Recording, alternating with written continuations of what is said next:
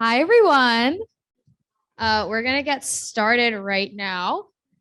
So I am doing the misinformation and media presentation about media literacy and effective organizing. Is it too loud? I'm good. Okay. Oh, okay. A quick introduction. My name is Akila Mulapudi, and I am a Collegiate Student Advisory Task Force member, and I vote because it's the best way to make change. Oh, I'll go back. We're go back. Okay. Yeah, we're good.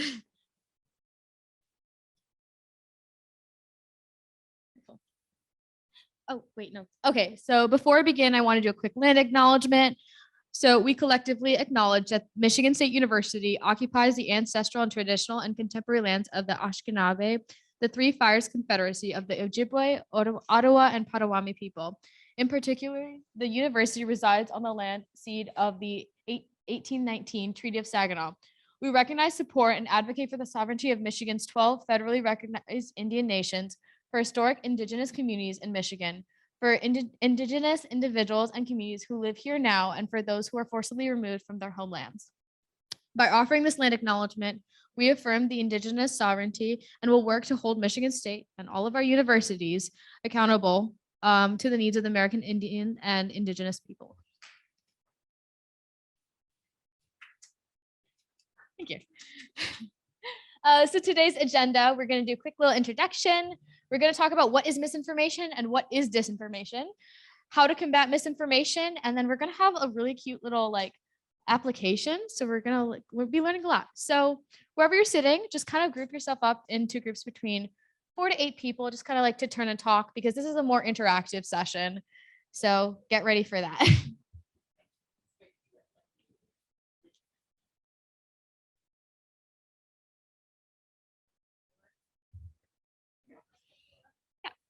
Okay, so quickly introducing myself. My name is Akila Mulapudi, she, her pronouns. I'm from the University of Michigan, Ann Arbor.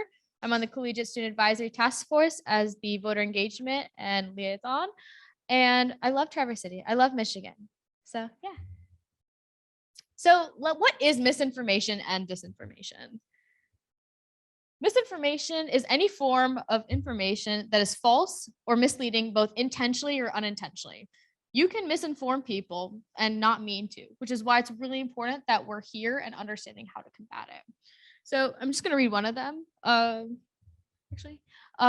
Magically found ballots once Virginia was looking red. Unbelievable.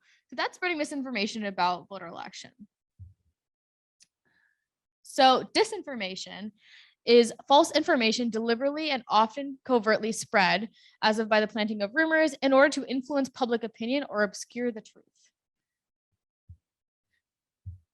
So some examples of misinformation. So there's general misinformation. It's misinformation that doesn't directly affect any groups of people or disenfranchise or intimidate them. So we're focusing specifically on voting. And then there's targeted misinformation. So that's specifically targeted to a group of voters. So for example, the robocalls to Flint residents warning that they may be arrested at the polls if they have a warrant out for their arrest. Whereas the more general one is don't use a Sharpie when voting.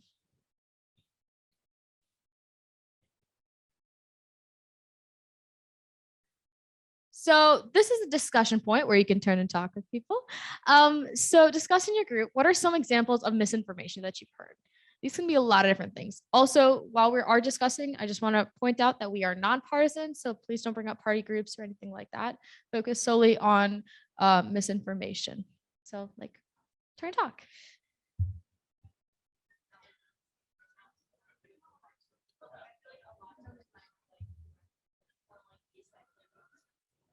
Okay, why don't we wrap it up, because I want to keep this moving so we have enough time.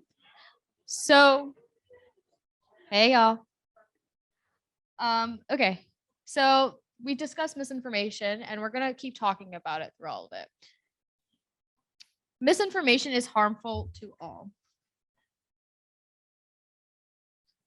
So in what ways can misinformation about the election be harmful, and to whom? So this is you can just raise your hand and talk about it. So does anyone want to share? Yes.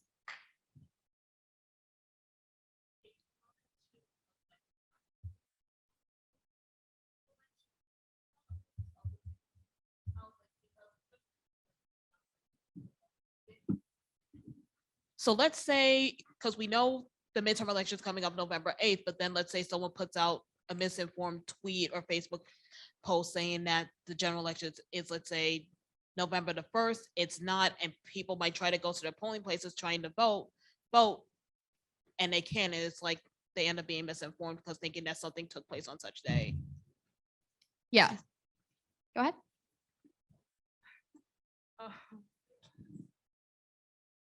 The more misinformation that you see, I think the more discouraged you can be. Exactly. And then when you're discouraged, it's not as easy to access the correct information and you're less likely to vote. Yeah, misinformation has a lot of long-lasting effects on lots of different people, and it threatens our elections very much. So we saw what happened at January 6th. We saw how everyone is very terrified that we don't have free and safe elections. And so misinformation is incredibly important to be able to recognize. So as I started saying, misinformation can harm our democracy. It undermines people's trust in elections. And that's the last thing that we want to do. We want people to believe that their vote counts and that their vote is accurate. It can also disenfranchise voters, as we talked about the robocalls in Flint. And lastly, misinformation can contribute to threats and violence. Lots of conspiracy theories, extremist groups, threats against election officials. We've seen that here in Michigan, and that's not too good. So now we're going to talk about personal relationships. So misinformation can harm individual relationships. So just by the show of hands, how many of you have unfollowed, stopped talking to a friend or relative because they believe and or share misinformation? We just take a minute to look around. That's literally almost everyone in the room. It's really hard to do that because people are spreading false information. So misinformation, it can cause disagreements, estrangements between friends and family members. I mean, I think we've all had that difficult conversation at the dinner table where someone just says something that's incredibly politically inaccurate and you're just like, how do I explain?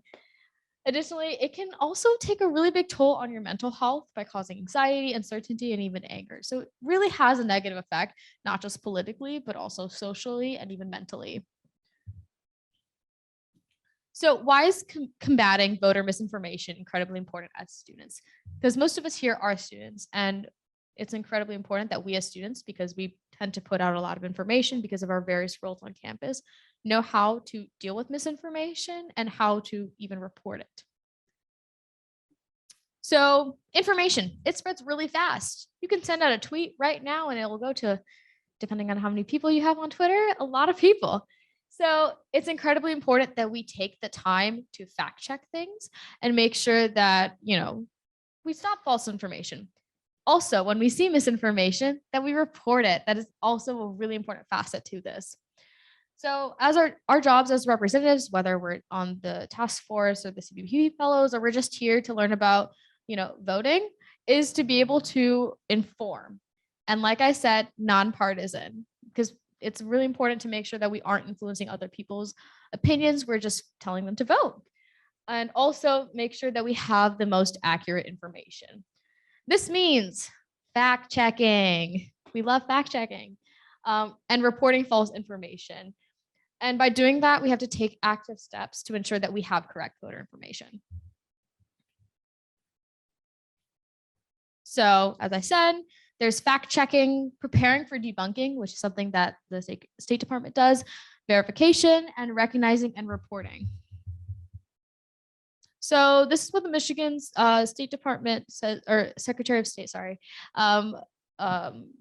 recommends we do to fact checking and debunking. Definitely check out the michigan.gov SOS fact checking, Snoops, PolitiFact, fact checking. These are all just on the website also to how to deal with misinformation. So if you want, you can take a picture of these. It's also on the website if you need it. So this is like the main reason why we're here. Social media is basically what we use all the time. When we have a minute of free time, we are on Snapchat, Twitter, Facebook, some of us, Instagram, TikTok, you name it. And so misinformation spreads the fastest on social media. So we're going to practice a little bit of digital literacy. We're back in like middle school, elementary school, high school, where we take active steps, making sure that everything that we see is correct. So be able to recognize skepticism and satire. Sometimes you can't tell if things are truthful or not truthful. And the purpose can influence the context as well. So just having that digital literacy skills, also like checking the URL of websites. The last thing you want to do is use a inaccurate website to produce some sort of flyer to turn out, and it has some wrong information. We don't want to do that. Understanding the environment. We live in a very political world. Lots of people can write lots of different things. Just be hyper vigilant when you're looking at social media. Look at the tone, the context. The biggest one is this a controversial emotional issue? A lot of really controversial things are up in the air right now. Sometimes people like to exaggerate, and there are a lot of emotional issues that are being debated and discussed. And it's okay to be emotional, but sometimes that can influence what is being put out into the world.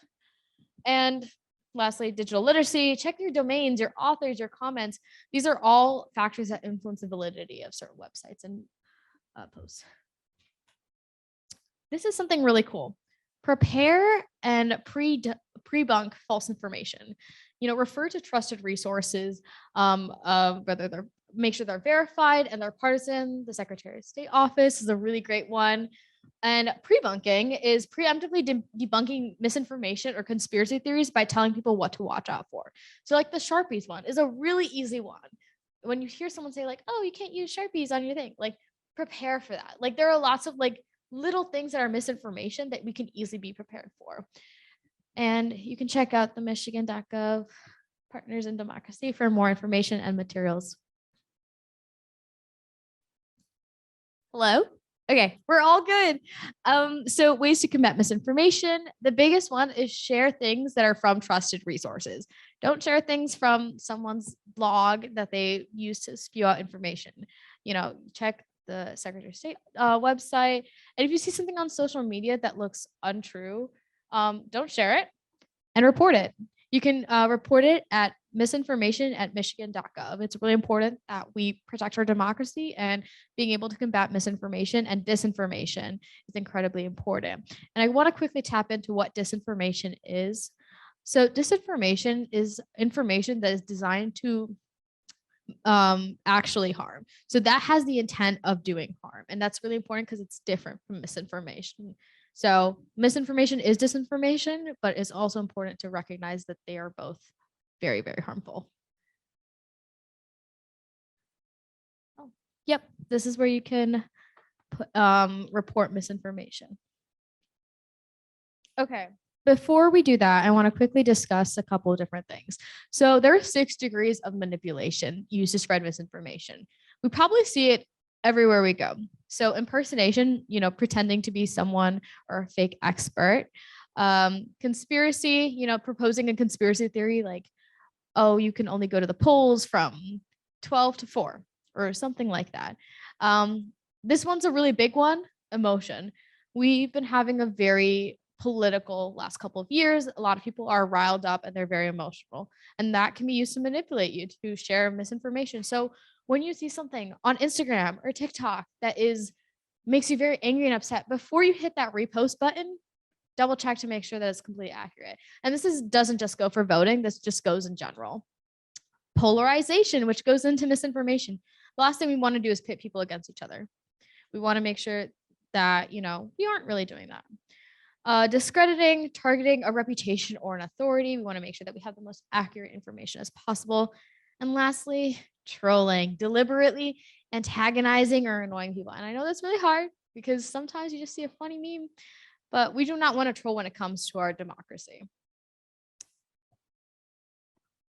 Oh, okay. So this is right here. So we can go back to that. Can you go back to that? So this is going to be really important for our application. If you want to take a picture of this, feel free to take a picture of it.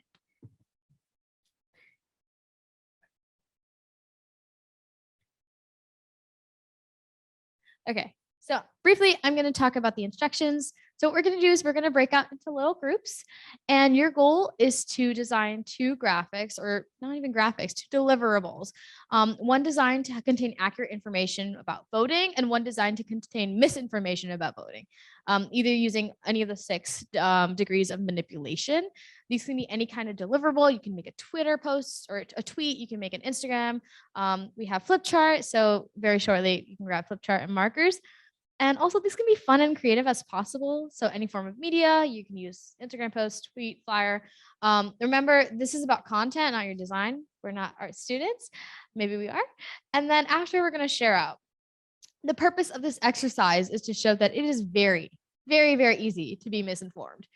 It just takes one wrong date or not double checking a simple piece of information for you to spread false information. It's actually really hard to make sure that your information is accurate. And based on us as representatives of whatever body that we're representing right here, it's really important that we go the extra mile to fact check. So you can never go wrong with fact checking. So with that, I will put out the flip chart and markers, get into groups. And then the last 5 minutes we can use to share out. So you guys have about like 10 to 10 minutes or so, 10 minutes. So yeah. Hey y'all, welcome back. Thank you for self-governing and moving into one group. If you all would like to share with me what you did, and then we'll be wrapping up into the final session. Awesome. I'm gonna Yeah, leave the main room. All right. we just talked a lot about different examples that we've seen throughout everything. I think someone mentioned billboards going up and down the highways. Right. I've been getting a lot of mail with a lot of buzzwords. People like saying, I'm a doctor, I'm a scientist, I think this, therefore you should vote for this. A lot of stuff like that. Anyone else? That pretty much covers it. Yeah, I've seen just a lot of buzzwords too, and just your propaganda for whatever party wants to push their agenda. So thank you guys so much for participating and doing an excellent job. I really hope you guys learned something about media literacy and misinformation, and will be take it back to your schools or whatever community you're coming and representing from. So it was a really great pleasure to speak with you guys. If you guys have any questions, like find me after. Task force leaders, if you don't mind collecting everything, we're going to